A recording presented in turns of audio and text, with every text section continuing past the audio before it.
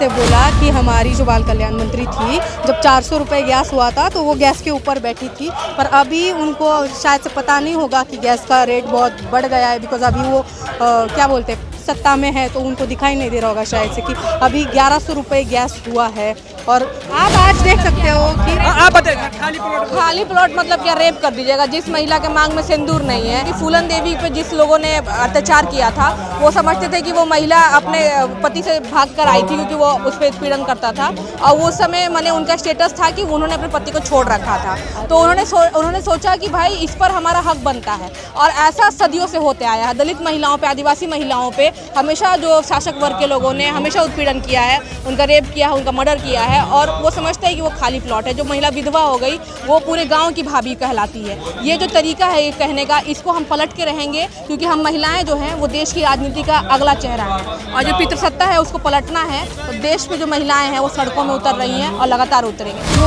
अभी उनको संविधान नहीं चाहिए, इनको मनुस्मृति चाहिए। मनुस्मृति में क्या लिखा होता है, महिलाएं जो है, महिलाएं, दलित, ये सब जो वैश्य है, वो सब हमारे पैरों के नीचे, वो इनको आगे चाहिए। मतलब अभी महिलाओं को देखो तो मैं टिकली लगा रही हूँ कि नहीं लगा रही हूँ, मैं क्या कपड़े पहन रही हूँ, और मैं क्या काम कर रही हूँ। इससे ज़्यादा इम्पोर्टेंट क्या है कि हमें रोज़गार दे दो, हमें शिक्षा चाहिए, हमें बराबरी का हक चाहिए, हमें मतलब घर में समानता चाहिए। इसके मतलब आप एक बात बता दो, अभिषेक करके, आरतियाँ करके, किसी भी मंदिर जाके पेट तो भरने वाला है नहीं ना, कुछ तो भी रोज़गार चाहिए हाथ को। मतलब अभी आप देख सकते हो तो रेशन के पैसे देंगे बोल रही है, हम अनाज नहीं देंगे। आप अनाज नहीं दोगे तो उस रेशन, जो अभी अनाज का इतना घोटाला हो रहा है, तो आप पैसे भेज दोगे। अभी कितने, मतलब वो अभी उन्होंने सब्सिडी चालू किया था गैस का, वो भी बंद कर दिया। जो गरीब मजदूर है,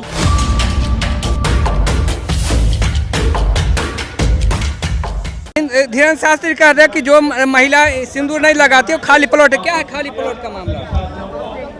हमारे संविधान में व्यक्ति स्वातंत्र्य नाम की एक चीज़ है, मतलब वो एक है, उनको वो बताओ, उनको वो सिखाओ पहले। मतलब किसी महिला ताली भी लगाती, महिला हंस हंस के ताली भी लगाती है। हाँ, तो वही व्यक्ति हाँ, मतलब ये पुरुषसत्ता जो अभी उनको संविधान नहीं चाहिए, इनको मनुस्मृति चाहिए। मनुस्मृति में क्या लिखा होता है, महिलाएं जो है, महिलाएं, दलित, ये सब जो वैश्य है, वो सब हमारे पैरों के नीचे, वो इनको आगे चाहिए। मतलब अभी महिलाओं को देखो तो मैं टिकली लगा रही हूँ कि नहीं लगा रही हूँ, मैं क्या कपड़े पहन रही हूँ, और मैं क्या काम कर रही हूँ। इससे ज़्यादा इम्पोर्टेंट क्या है कि हमें रोज़गार दे दो, हमें शिक्षा चाहिए, हमें बराबरी का हक चाहिए, हमें मतलब घर में समानता चाहिए। आप आज देख सकते हो कि आप बताइए, खाली प्लॉट मतलब क्या, रेप कर दीजिएगा। जिस महिला के मांग में सिंदूर नहीं है, जिस महिला को अभी फूलन देवी का शहादत, फूलन देवी पे जिस लोगों ने अत्याचार किया था, वो समझते थे कि वो महिला अपने पति से भाग कर आई थी क्योंकि वो उस पर उत्पीड़न करता था, और उस समय मैंने उनका स्टेटस था कि उन्होंने अपने पति को छोड़ रखा था। तो उन्होंने सोचा कि भाई इस पर हमारा हक बनता है, और ऐसा सदियों से होते आया है। दलित महिलाओं पे, आदिवासी महिलाओं पे हमेशा जो शासक वर्ग के लोगों ने हमेशा उत्पीड़न किया है, उनका रेप किया है, उनका मर्डर किया है, और वो समझते हैं कि वो खाली प्लॉट है। जो महिला विधवा हो गई वो पूरे गाँव की भाभी कहलाती है। ये जो तरीका है ये कहने का, इसको हम पलट के रहेंगे, क्योंकि हम महिलाएं जो हैं वो देश की राजनीति का अगला चेहरा है, और जो पितृसत्ता है उसको पलटना है। तो देश में जो महिलाएं हैं वो सड़कों में उतर रही हैं और लगातार उतरेंगे।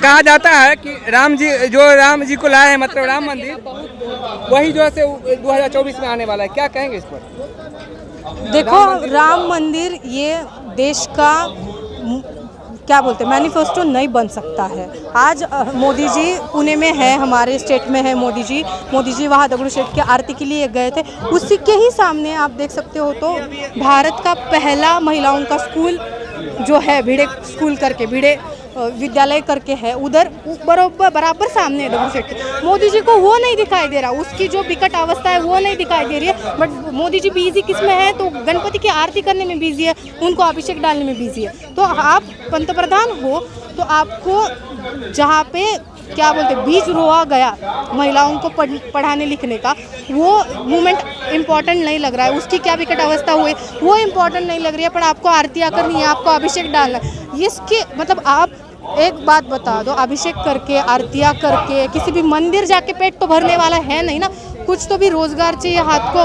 मतलब अभी आप देख सकते हो तो रेशन के पैसे देंगे बोल रही है, हम अनाज नहीं देंगे।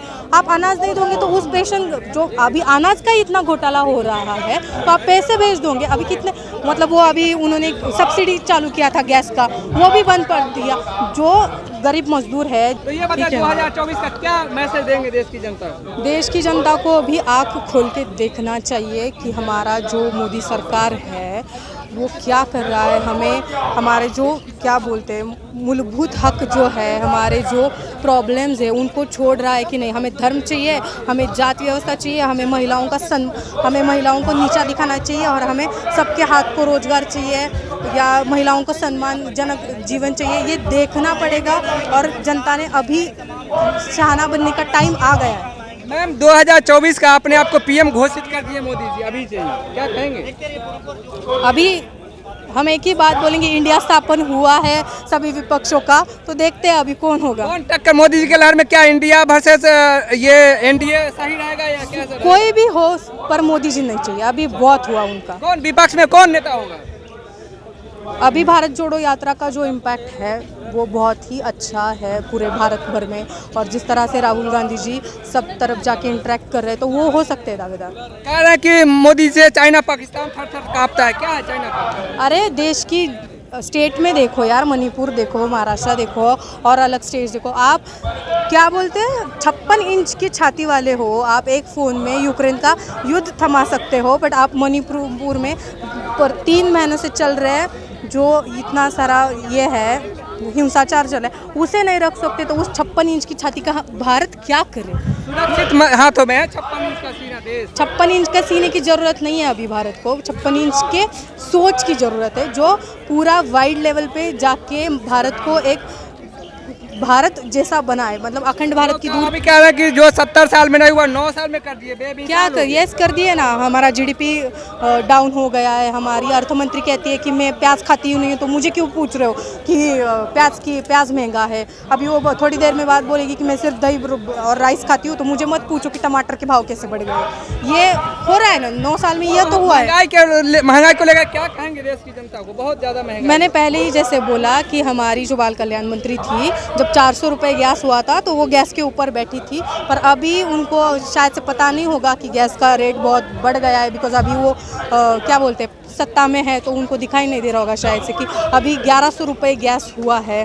और हाथों को रोजगार नहीं है, मतलब शेत मजदूर जो है उनका कितना प्रॉब्लम्स है। राजस्थान के रैली में कह रहे थे मोदी जी कि भारत जो है से तीसरा इकोनॉमी बन रहा है विश्व का। तो फिर इकोनॉमी बन रहा है तो मैं फिर आपसे एक पूछना चाहती हूँ कि हम क्यों आए फिर यहाँ पे? इकोनॉमी बन रहा है तो हमें रोज़गार नहीं है, हमारे मतलब जो आप देख सकते हो जो गवर्नमेंट जॉब्स है वो नहीं मिल रहे हैं। 2016 से महाराष्ट्र में भर्ती ही नहीं किया है पदों को, जो कर रहे हैं वो भी लाच खा कर रहे हैं। तो कहाँ है वो रोज़गार, कहाँ है? मतलब क्या, मतलब इतने सारे तो प्रॉब्लम्स है और आप कैसे बोलते कि हम थर्ड इकोनॉमी है कि तीसरी बात है तो छूटे हुए काम अधूरे काम पूरे हो जाएंगे। अभी बस कर दो, बोलो दूसरों को भी चांस देने के लिए बोल दो।